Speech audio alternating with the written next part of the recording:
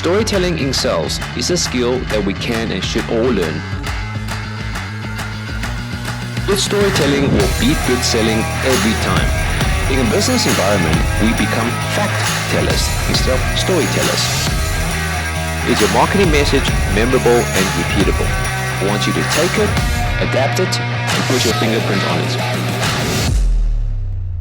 I officially introduce you to a world-renowned master of selling, and he's going to give us some amazing, unique insights into a completely different aspect of selling, and I'm looking forward to it. You know, I'm passionate about selling, and for morning, guys, for many of you, you've attended quite a few of these, and I hope so far that the insights and the learnings have been fruitful in your business, and you have been able to use them to grow a bigger and more successful business. Because that's what the NSBC is all about, helping SMEs to stay in business and to grow a bigger and more successful business. So, and of course, what we do know, Charles, and you can share that with me, is that sales is the number one challenge in the world for an SME. The inability to boost top-line sales, do big deals and get big customers is still challenging. It's the number one need for an SME, and for these mercurial business owners and entrepreneurs who run this business, they're on the hunt for insights and what they need to do to go out there and conquer the world. So, Charles, without further ado, I'd like to welcome you this morning as our guest, Charles Hsuan from Flying Kite. It's a privilege to have you, Charles, this morning. Good morning, Mike, and good morning to all the viewers there. I see my ex-colleague Clarice has logged on and said hi. Hello, Clarice, and hello to everybody that's out there. Look, I hope that this hour, after you walk away, you're going to say to yourself, wow, this is the best hour I spent this morning, because you learned something new. You got to ask your questions and you just learn new insight. That's my goal out there. Well, Charles, thank you for that. And to guys in the chat there, you know, if you've got any good questions, pop them on. If we can't answer them, because we have a big audience in the house this morning, we will get back to you. But also another further quick announcement is that we have a very exciting extension to sales.The this morning. Towards the very end, we're going to make an announcement, and we're going to put the link in. We're going to extend sales.The for those who want to, but it'll be on a first come, first served basis to the first 100. Where we're going to have a power hour, the sales.The power hour virtual networking experience for about an hour. So for those of you who want to network in a virtual environment, for those of you out there, has anyone out there attended Breakfast Connect, our world famous business to business virtual networking event? So if you've attended one before and you would like to experience some world-class networking, stay till the end, because we will put up the link towards the end. You can click on that link, but our guest Leanne will, of course, at the end give you some insight on what you need to do for those of you who'd like to extend this experience of sales.The to some virtual networking at the end. So, guys, stay with us. It's going to be insightful. And I just want to give you a bit of a hint, an insight into Charles. So I've got some notes there, if you don't mind me referring to them. But Charles Hsuan is a storytelling sales coach. He's a multiple sales performer of the year award winner. He's mastered the storytelling as a powerful technique to exceed sales targets. He's also the author of Refuse to be Boring. Boring does not sell. And guys, if you want to learn more about Charles and what he does, I'm going to ask him that question now. Flying Kite, he will give some insight into that. But, and I'll tell you, Charles, and this is quite embarrassing, if I may say for myself, is that I've never heard about storytelling in the sales environment. So I'm pretty curious about this, and equally curious towards exciting, I would say. But Charles, if you can allude, why did you name the business Flying Kite, and what is the story behind the name? Thank you, Mike. Flying Kite is, there's basically two reasons why I named it Flying Kite. The first of all is, I mean, as a child, I've flown kites a few times, and I remember how wonderful it is. And I see you smiling now, and it's about having fun. You know, you have to do what you love. And it's kind of like bringing out that inner 5-year-old again, because sometimes when you run your business for a long time, or when you're in sales for a long time, it gets a bit tiring. So When I work with people, I want to remind them to have fun. That's number one. Number two, the relationship between the kite and the string. So my clients are the kite. They are the hero. And I am like the advisor, the string. So my clients are the hero. When the kite is flying, people see, oh, wow, look at that kite. But they don't see me at all. Because I'm just there in the background to help them fly, hence Flying Kite. And also, when it comes to kite flying, I try to be the voice of reason from an objective point of view. So let's say if it's stormy outside, it is raining, I'll say most likely it's not the best weather to fly. And so forth and so forth, hence the name Flying Kite. Great, Charles. And just to our wonderful attendees out there, I'm getting a lot of questions on this. Yes, this recording will be available. You will receive it after this event. And of course, our team will also guide you on how to, of course, access that replay. And the replay will go on for probably years to come. So don't despair if you miss part of it, or if you don't get the clarity behind it. It will be available. And just on clarity, if for whatever reason you lose one of us or both of us, we have sophisticated technology behind this platform. We will, of course, push the panic button, and we'll, as Arnold Schwarzenegger said, we will be back. So, yes, guys, don't leave us. As you know, many of us have experienced some amazing techno glitches over the past year.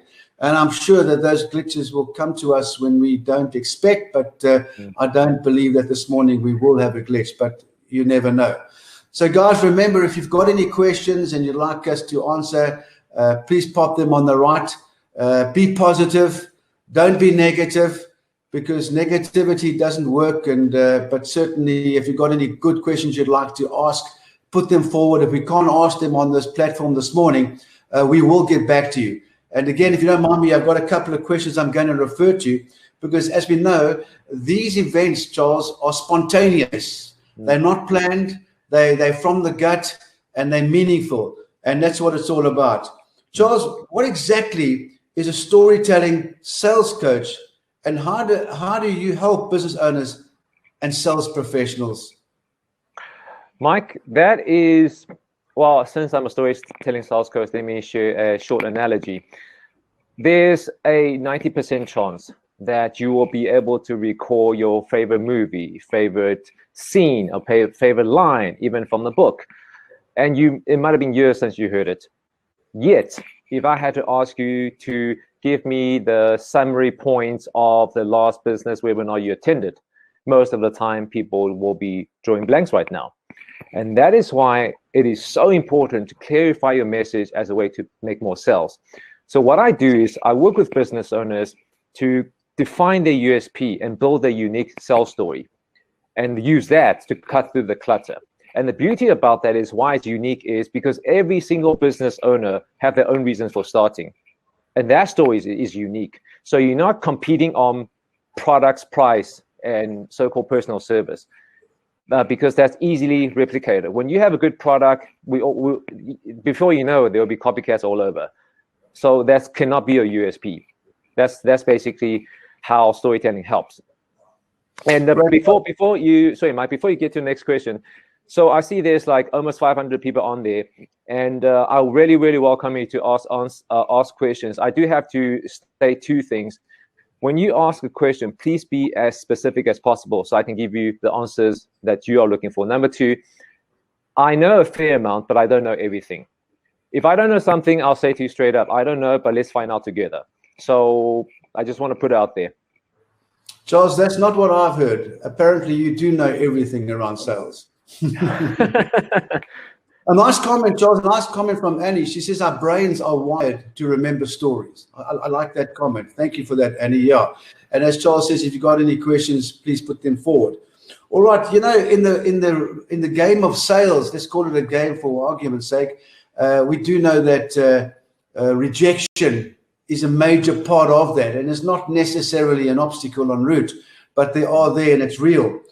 You have a wall of rejections. What is that all about, Charles? Okay, so wall of rejection, I started doing this a while ago. So I see two of my ex-colleagues are on there, Teresa and Clarice. Hello, I can see your names. So in sales, you get your normal things. Wrong time, Mike. We don't have the budget. It's too expensive. I need to think about it.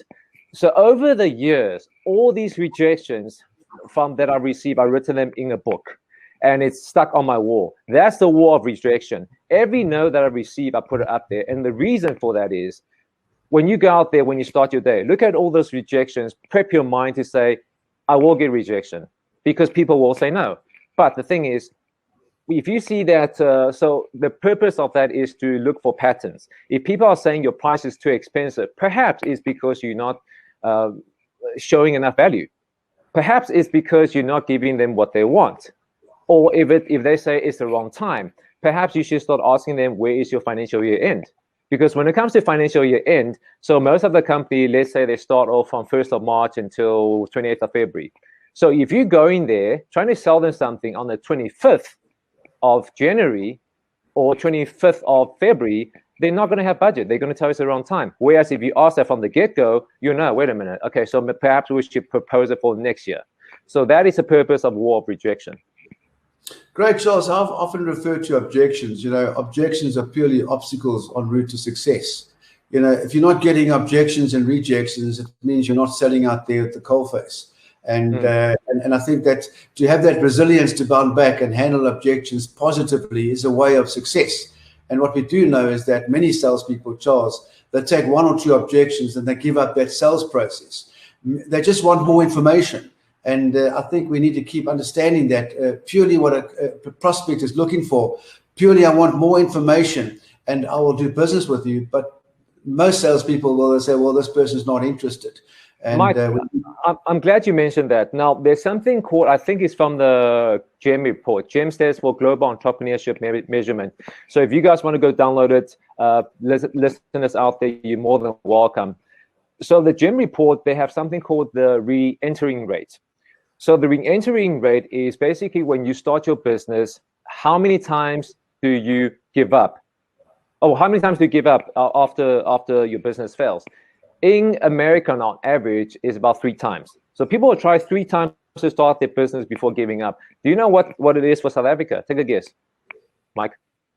You got me. 1.2. They try 1.2 times to start a business and they give up.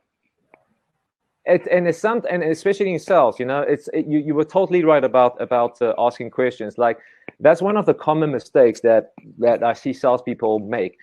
And the perfect example you most likely get tele-salespeople phoning you, right, Mike? And the first thing they do is before you said hello, they start ramming down. Hi, I'm so-and-so from this. I'm here to offer you this. Before asking me a single question. I don't know who's training them, and I feel sorry for them because they're being trained the wrong way. Ask people questions, have a conversation with them. Charles, 100%. And I mean, the thing is, like Carmen says on the right chat there, for every rejection you get, you're closer to your sale. And I think we touched on this in our last sales Indaba is that, guys, we've got to start thinking like a doctor. We've got to start listening, taking people's pain away. In that way, we can cover that. And in most cases, we can cover the rejection before they come. But purely, the rejection is an important part of the sales process. Get to know all the possible objections that you can get. Answer these questions and get your sale. But embrace objections, embrace rejections, because that's a necessary part of success. But Carmen, thanks for that comment. For every objection or every rejection we get brings us closer to success or closer to the next sale. All right, here's a good question for you, Charles. Why do you think good storytelling will beat good selling every time? The reason is very, very simple. Because good selling, what I refer to as good selling is the product inside out. The industry inside out, which you should. Otherwise, there's a problem. If I know your industry better than you do and you're trying to sell me something, then there's a problem. Now, what I mean by that is, let's say, so we spoke about this before you got on, Mike. You are not a vegan through and through. I can have extensive product knowledge in vegan living, vegan studies, and I can give you the best pitch. You're not going to buy it because you're not the target market. Whereas if you knew in the beginning to ask questions, you'll be like, okay, this guy's not the target audience. So that is what I talk about good selling. You have product knowledge, you know the industry, but you're talking to the wrong person. And good storytelling is you speak to person, you speak to people, you're trying to create an emotional connection. You paint them a picture. So let me use that as an example. And I see this happens in sales. I don't know, or actually not even in sales. I see this happening in business a lot, and I don't know why it happens. So let me use an example. You like your steak. You like your steak medium rare. And in your household, you're probably the grill master. So let's say, for example, Mike, you invite me to a house for a bride, which today, by the way, perfect weather. And I ask you, Mike, how do you like your steak? You say medium rare. And I said to you, okay, Mike, what we're going to do, we're going to ascertain the readiness of the steak. And then because you've given over, we're going to check your ROI. If you don't like the flavor, we can pivot and offer you something different. If I say that to you, you'll probably look at me funny. It's like, what did you just say? Like, why are you talking like that? Right? But the thing is, as human beings, we are storytellers. We share stories at Briars. But for some reason, when we get to a business situation, we like to throw out all the buzzwords that doesn't mean anything, like what I just demonstrated. And I'll say to you, but Mike, I use all the right buzzwords. Why aren't you liking the steak? You know, I mean, that's basically long and short reason. Storytelling, it makes it memorable. Storytelling gets you see things, tasting. I mean, we have 5 senses: see, smell, taste, hear. Use those senses. Paint people a picture. Yeah, Charles, you're 100%. I mean, it makes sense. You know, as we heard earlier, you know, your brain remembers good stories. You know, your brain doesn't remember standard statements. And I think a lot of sales professionals out there, you know, they make contact and they make statements. They have scripts. Look, scripts are important to refer to, but don't be scripted. You know, we often talk about that. You know, we get that question. I get that question timelessly. You know, I've got a great script. You know, should I read it? Refer to a script, but don't be scripted. You know, be real. Bring in that story, and your prospect will remember that story. You know, people often ask me, how many rejections will it take me? You know, the global average, you probably know more about this than I do, Charles, is that it takes 16 rejections to get a closure rate of 100%. But most people give up after 1 or 2 rejections or objections, coming back to the previous point. And it just brings me back to that memory. And so as a sales professional, you know, keep going. You might have to bring back 16 objections or rejections to get that sale. But remember, just keep going and eventually it'll come back to you. And at the same time, bring in that storytelling, because I think that I've learned something great this morning. Mike, you mentioned something very, very important about the rejection, right? Now, it's important so we're talking about scripting and rejection.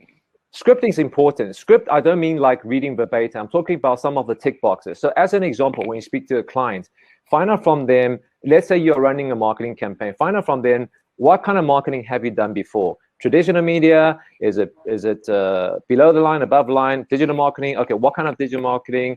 What kind of return did you get? Find out all those information.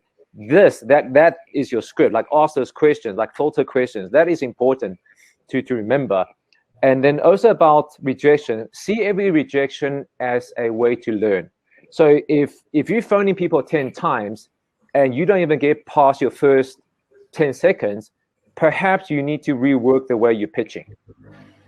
You know, that's a great way to learn. Because like for me, as an example, over the years, I've tried different things and to see which one sticks. And I know the current message is working because I can check from my website's stats. The bounce rate is quite low. But this took a few years to refine. So for people out there, like, never stop reading, never stop learning. And speak to your customers. They will tell you why you are unique in their sense. Because here's the thing, listeners and viewers, we all turn into the same station. That station, it is called WeFM. What's in it for me? We all have to tune into the radio station, same radio station. What that means in essence is, what am I getting out of it? And the quickest way to do that is to speak to that person's pain. And I like a lot of times I'll see companies talk about benefits. But if my life is great, so for example, Mike, you are happy to eat the way you do, your same diet, and you're healthy, why should you change? Like, let me share a personal experience. So I generally stay fit and I eat healthy, so I don't have any health problems. But when I started my business just over 3 years ago, it was highly stressful, as you know. My cholesterol went through the roof to the point that the dietitian said to me, if you don't change or start taking herbal medicine, you can have a stroke. And guess what? That was extremely painful. I switched just like that. But today, grateful, I'm clear. So that's just about, if my life is fine, why should I change? Speak to that pain. No, yeah, 100%. And here's a good question from Stadio, Charles. A simple question. How do you start? How do I start?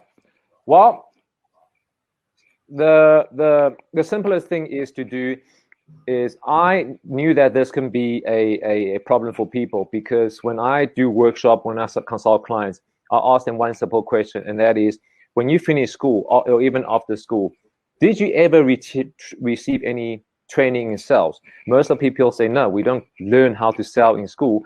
But all of a sudden, when you get into become a business owner, you have to learn how to sell. And because of that, I wrote the book, Refuse to be boring, boring doesn't sell. So that is a good place for you to start. It's basically like a beginner's guide. It's 20 pages. You read it in half an hour. So that's number one. Number two is the person that asked that question. Think about what is the problem you are solving for people. People will more likely to spend money if you are helping them to solve a problem. So think long and hard. Like, what are you solving? What is the problem that you're solving for people? Once you know that, then you have a good place to start. Great. Nice comment from Natasha. Success is not final. Failure is not fatal. It's the courage to continue that counts. Well done, Natasha. I always say, never surrender. If you keep moving and you never give up, you will always arrive at where you want to be. And going back to Wayne earlier on, he says that Mike, 16 rejections is about right. He follows up with prospects a year later with total success. And I think it's a big message around selling, is to never stop following up, because most people do. And you'll just be perceived as a true professional. When people contact me for the purpose of doing business, and they keep coming back and they keep coming back with absolute professionalism, I think there's a way to do that. I have huge respect for that person, and I'd like to employ them, in fact. So it's an important part. Well done to those comments. Charles, what are some of the common mistakes that salespeople make, and what can they do to improve? Okay, so I touched on this briefly earlier, and I just have to say it again to people, is ask questions. Ask questions and listen. Unfortunately, salespeople have this habit of they talk more than they listen. So when I'm with a client, 70-30. 70% they talking, 30% me asking questions. So I ask questions and I sit back, because through asking questions, you will know what they are going through. What are they really what is really stopping them? So let me give you an example. Now, this time last year, believe it or not, it was like crazy lockdown, right? And I don't know if you remember this, Mike. The grasses on the garden were getting a bit long. Yeah. Because I look up and I look out my window. I'm like, geez, the whole street, the grass is getting long. I better do something about it. So I took out my lawnmower, and I mean, the first time I had to mow the lawn since varsity. And then I start noticing that 3 of my neighbors, their grass looks great. So I have a pain. Okay. Now, I remember the garden, so I start asking people on our neighborhood watch to say, hey, can you guys refer somebody? And they all referred the same person. 3 people referred the same person. So I contacted the guy, and this is how asking questions helps. The guy comes to me and say to me, so instead of giving me, so a normal way will be, here's our service package. Which I actually took one. Somebody actually stuck one by my door the other day. I can't find it now. Anyway, it's full of their products and services. So standard way is like, here's our pamphlet, go read it, okay, bye. But he started asking me questions and say, Charles, tell me about your garden. So he took a look around.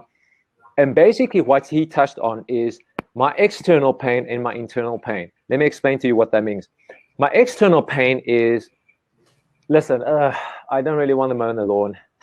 I'm not really built for this kind of stuff. That's why I hire a gardener. My internal pain is I'm embarrassed. I'm embarrassed of how my garden looks.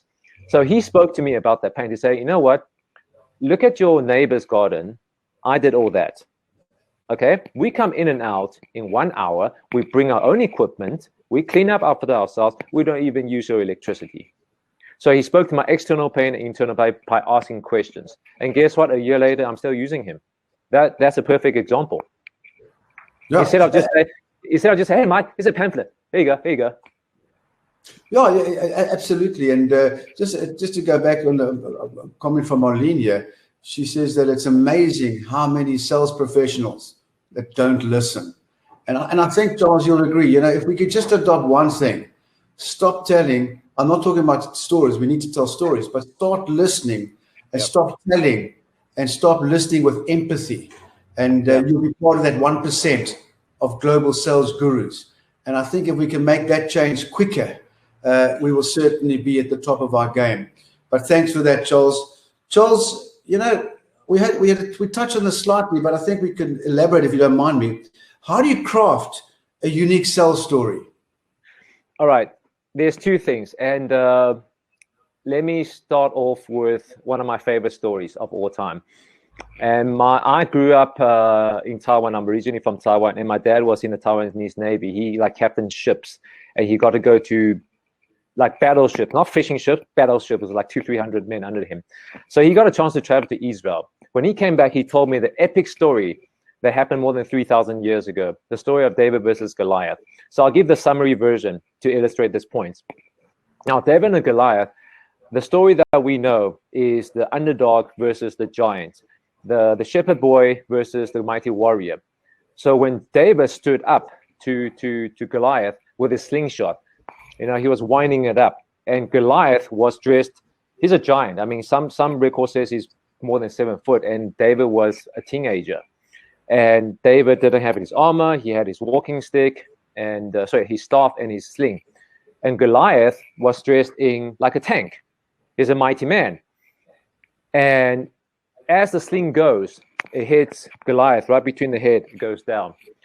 Now, the point of that story is a few things. Number one, giants are not invincible.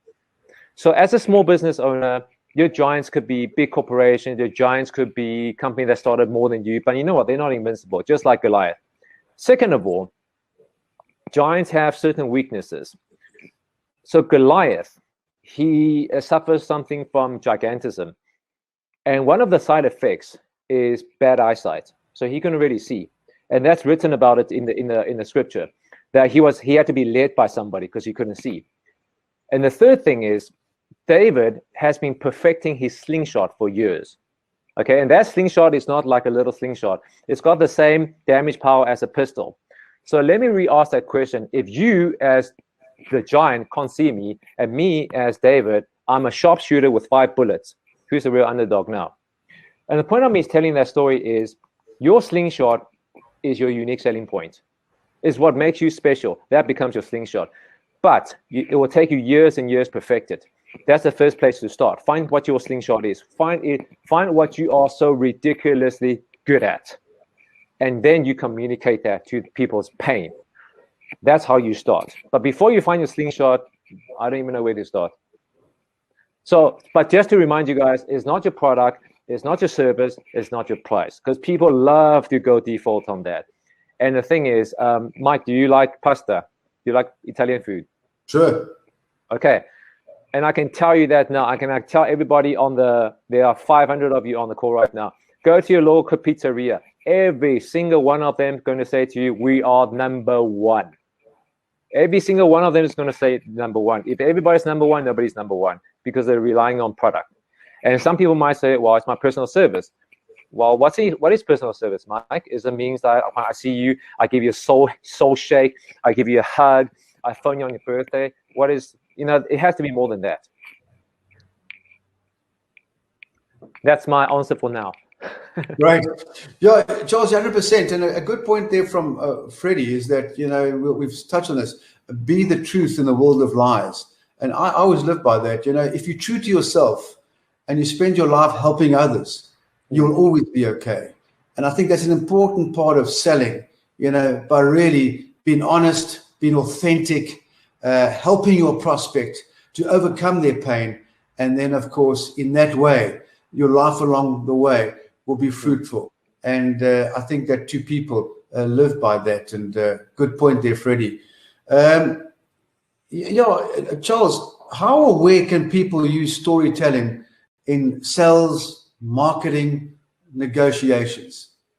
So let's touch on something that we haven't spoken about. We spoke about a little bit about sales, a little bit marketing. Let's talk about negotiation.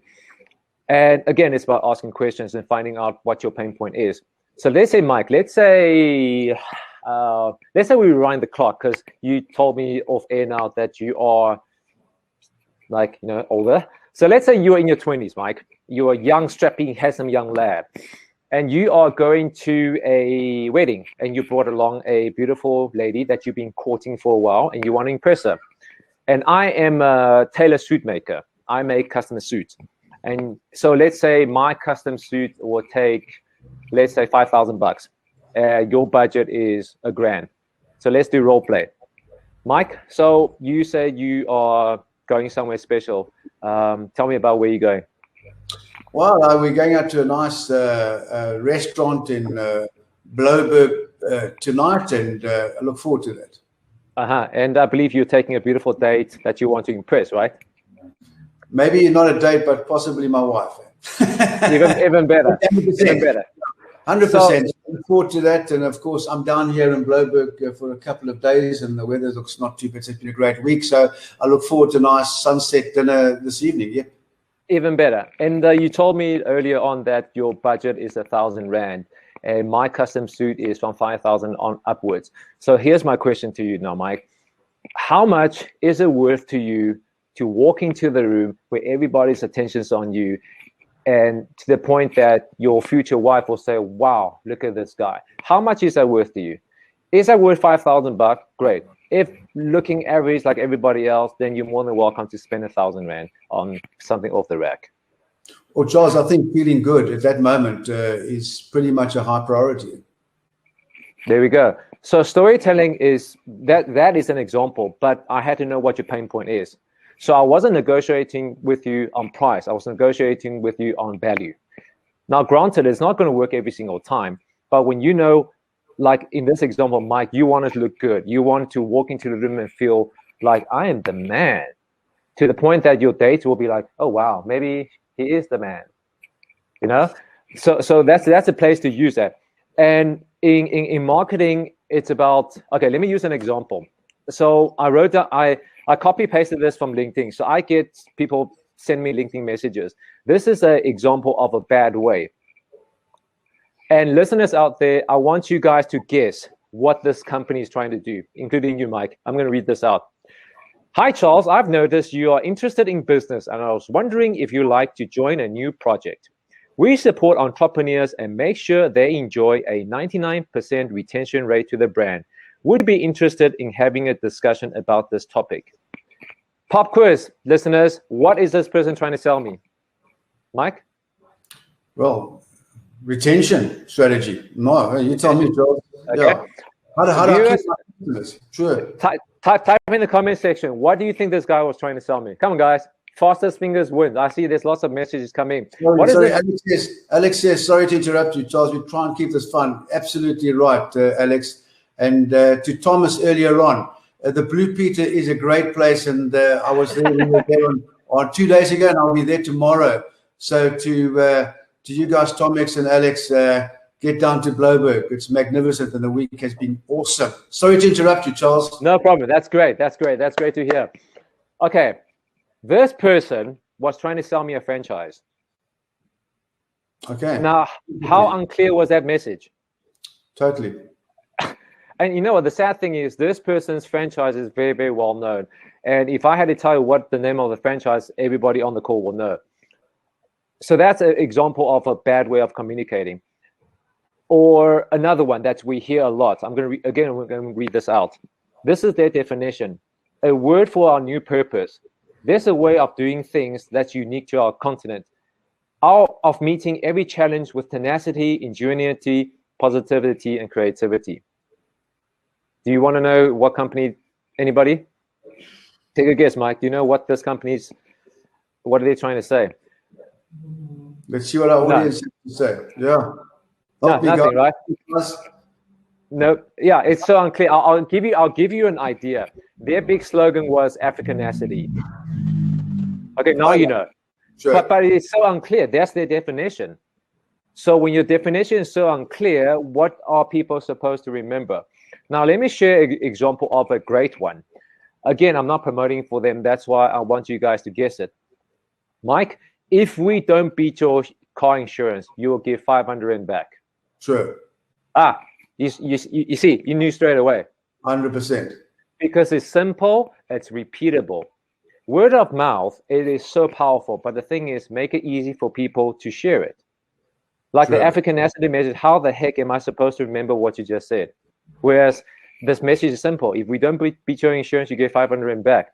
It's brilliant. It's a bit too much because you see it everywhere. But guess what? It's working. Because insurance companies, how they make money, because I used to work for an insurance company. Actually, that exact company, as a matter of fact, is you need quotes. In order to have quotes, then you can make sales. That's where you get premium. So that was a great way to bring in people because it's simple to understand. But I've learned something, Charles. I think it's great, and bringing those examples in and creating your own analogy or byline to make people remember on what you do is quite a cool way of positioning it in a different format. So thank you for that. Charles, just something important, how or where can people use, sorry, this is also coming from the floor. Do you recommend any good books on storytelling and sales? I get that question. Absolutely. Look, I'm going to share 2 South African authors and 2 overseas ones. The 2 South African authors that I like a lot is, one of them is Douglas Kruger. He's a very, very well-known public speaker. He's written 7 books for Penguin. And one of the books he wrote is 50 Ways to Position Yourself as an Expert. His whole thing is about expert positioning, because people will pay more money for an expert than a journalist. As an example, you will most likely pay a few $100 to see a GP, whereas if you go to a specialist, it's 1,000 Rand and up. Okay, so he talks about how to position yourself as an expert.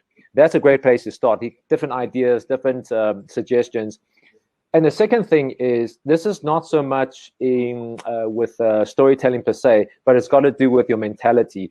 And it is a book by Alan Reyes, and it is What to Do When You Want to Give Up. And trust me, I've been running my own business for almost 3 years. I've been wanting to give up plenty of times. So that's a great book to read. Now, the 2 American ones, one of them is by a guy called Guy Raz, called How I Built This. So like this is, and if you guys want to see master of storytelling in action, go listen to Guy Raz's podcast. His podcasts, some of them are half an hour, 40 minutes, sometimes even 90 minutes. He asks business owners how they started their story, how did they pitch it, how did they get funding, how did they overcome rejections. I mean, he's interviewed so many well-known people. Like one of the guy that he interviewed was the person that started Calendly. I mean, I was like, wow, I use Calendly. I want to know more about it. And next thing you know, an hour's passed, and I'm listening to the guy's story. And the final book is by a guy called Jonah Berger, called Contagious: Why Things Catch On. So in that book, he talks about there's different ways why ideas spread. One of them is my favorite, is social currency. So that brings back to storytelling. Social currency is people like to share ideas that make them sound smart. So for example, Mike, if you heard something in the that's related to, let's say, sales and marketing, and you're the first one to find out, you want to share it, right? Because we'll be like, oh yeah, Mike, thank you for that. So that's social currency. News you can use. So but in order for you to do that, you have to give something that's easily repeatable. So these are some of the places that I suggest to start. And of course, I've got my own YouTube channel. It's basically business stories that you can use. I use some of my examples, some of the clients I've worked with. It's a weekly video. That's a good place to start. Great, Charles. So thank you for that. And guys, I know you do a lot of these podcasts. I know I'll be joining you next week. I'm very grateful for that opportunity. But Charles, we're slowly coming towards the end of our morning. I've got a final question for you.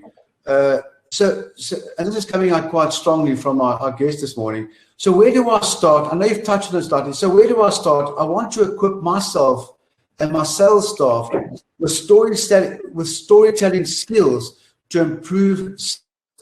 What is my first step? Okay. And I have to go back to what I've been talking about. And I know I sound like a broken record. And that is find out what problem you are solving for customers. Think about yourself as a customer for a second. What problems are you solving for them? That's number one. And position your products as the medicine to their pain. So let me use a final example. I remember a few months ago, my wife woke up in the middle of the night, and she had really, really bad migraine. So she opened up the medicine cabinet, and there's about 3 headache tablets. 3 headache tablets. Two of them listed all the ingredients of things we don't even know what to pronounce. And then there was one bottle, Mike, that says something like clear your headache within 30 minutes. Which one do you think my wife grabbed? I think you already know the answer, right? So speaking at that moment, that tablet spoke to my dad. The headache tablet spoke to my mom's, my wife's pain. Whereas the other tablets spoke to themselves. We're covering our own tracks by listing all the ingredients. It's been whatever approved and blah, blah, blah. But the third one spoke to my wife's pain. And guess what? That's the one she took. Great. And Charles, David says, Charles helped me a while back, and it was a great experience. Well done, Charles. Thank you for that. Thank you, David. You're very, very kind. Yeah. Guys, I just want to remind you, Charles Hsuan, a global inspiration, author, of course, the master of storytelling, and follow him. I certainly do, and I've been really grateful, Charles, for being introduced to you fairly recently. And, it's been an absolute privilege and an honor talking to you this morning. I know we could talk all day long. We just don't have that time. And but I just want to thank you for being part of us, and stay with us. I know we're going to have a long journey together, and your insights for me have been fruitful. And to our guys out there, if you don't know what's coming up at the NSBC, please go to our homepage, nsbc.africa. The top tab, you'll see events. We've got amazing events coming up, Breakfast Connect, more sales in Indabas, Webinar Wednesdays, the business show, all coming up. So, wow, we have our special person who's joining us before you leave us, Charles, Leanne Rose. Leanne is the creative director of the thank you, Mighty. We will try and keep up the good work, and it's because of people like you, Mighty, we can do what we do. So thank you for joining us. And so Leanne is our creative director. Now, guys, a big part of success is, get rid of what's not working, build on what's working, and always try new things. So what we're going to do today, for those of you who have never attended Breakfast Connect, we thought we'd bring in a little bit of a element of virtual networking, because as we do know, networking is a very powerful part of sales and building relationships. So Leanne, thank you for joining us. It's always a pleasure. You're an inspiration to the NSBC. You've been with us for many years. Guys, and whatever you see out there visually, it's because Leanne has created it. And so Leanne, very grateful for that. And welcome onto Sales in Indaba this morning. And tell us what's going to come up. Thank you, Mike. And thank you, Charles, for your insights. I'm sure all our attendees took so much from it. And I know that if they follow you, we will share those links in the emailer to follow, that they're going to pick up even more. Those questions that maybe weren't answered, I know you will answer in your podcast, on your YouTube channel. Mike, thank you for giving me the floor. I'm very excited. So we've been now in this kind of technology webinar zone for about a year. We were all forced into it quicker than most would expect. But at the NSBC, we're always trying to do things differently, and we're trying to give you all more and more value. At our heart, we just want to see small businesses succeed. That's why we are nonprofit, and I know Mike is extremely passionate about it. So we are constantly innovating to give you more than just a webinar. So the beauty of today is that we have 500 people that are like-minded, that have been in the sales world, that are trying to boost their businesses, that have had challenges, that have had successes. And what we want to do is give you all the opportunity to connect with each other, to network, to learn, to even discuss the things that Charles has brought up. Has it worked for you? Have you tried it before? And that's why we have introduced our first one. So you guys are the trailblazers, our sales.The networking power hour. So those of you who have visited Breakfast Connect, let's see, who has been to a Breakfast Connect before? Let's see in the chat quickly. For those of you who don't know, Breakfast Connect is hosted once a month, and it is our primary virtual networking event. It's on a platform like you've never seen before, and it allows, it's not your average Zoom meeting. It's really something completely unique. I see we have quite a few who have attended, quite a few who haven't. For those of you who have, hey, help those guys out. Basically, I'm going to give you an idea of what to expect, and then I'm going to share the unique link. Only those who attended today will have access, and there's only space in the room for 100 people. So get there quickly. It's really exclusive. It's a test drive this round. So what's going to happen is I will share the link. Then you're going to go and visit the link. You'll see it'll say enter event. You click on that button, and then you'll be taken into a lobby. In that lobby, we're just going to wait for people to join, much like you've seen in other platforms. And once we've hit a certain number, we'll admit you into the actual platform. Now, the platform looks like a floor plan with tables and chairs, and you will then be given an avatar. It's basically a circle with a profile, and it's your name, it's who you are. And then that avatar will then be placed randomly on one of the tables, which means that you will be placed at a table of either 6 or 4 or 2 with other attendees. You will then switch on your camera and your microphone, and in that way, you can almost have a mini virtual conference with those 6 people. When you are ready to move, all you do is double click on another table and you can move. There's so much freedom there. But don't worry, those newbies out there, once we're in the platform, you'll see my face again. I'll give you a few extra tips just to make you familiar. But it is really a unique experience. If you've got the time, I really want to encourage you all to join, take advantage of this opportunity. I'm going to be posting the link right about now. And Mike, I know that's going to conclude our sales.The webinar portion. And here we go. There is the link. All of you can see it. So for those of you who are a bit scared of technology, for those of you who are introverts, it's always scary trying something new. But we all know as business owners, as salespeople, that some of the best experiences are those where we just get out of our comfort zones. So Mike, Charles, I'll see you guys there. Who's going to be joining? Let's see in the chat. And Leanne, and as you know, the feedback we're getting over the past year is that many will say that this virtual networking experience is far more fruitful and successful than the physical environment. And that's been amazing to learn that. So guys, it's the ultimate form of networking in a virtual environment.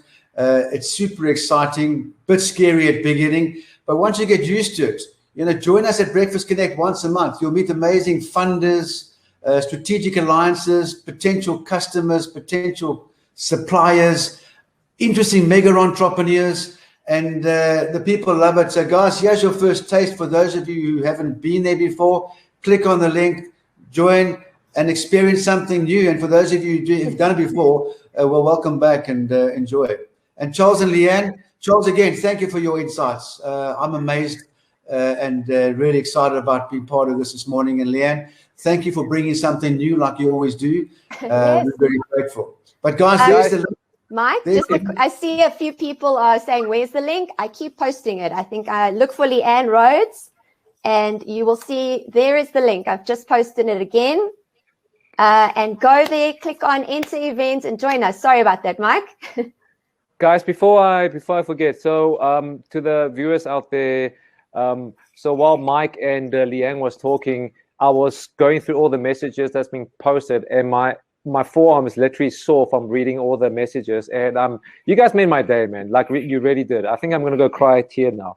It really helps to know that I made an impact. So Leanne, Mike, and for all the viewers out there, thank you, and connect with me on LinkedIn. Great stuff. I'm already on the platform, Leanne, and wow, this is looking cool. So guys, come across to the Power Hour. Look forward to hosting you there. See you there. Cheers, guys. Bye. Thank you.